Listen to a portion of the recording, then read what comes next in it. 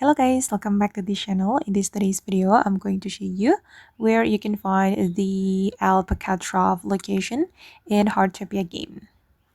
Okay, let's get into it guys. Alpaca is one of the animals in Heartopia game, and then I'm going to show you where you can exactly find the trough. Okay, let me open up my animals menu. Okay, and this is the alpaca, and I'm going to drag the trough. Okay, and the trough location is right here guys.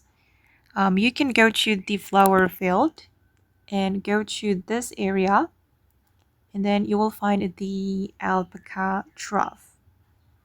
Okay, this is the alpaca's location, and you can fill the trough with alpaca's food, such as the wheat, blueberry, raspberry, an apple, and branch.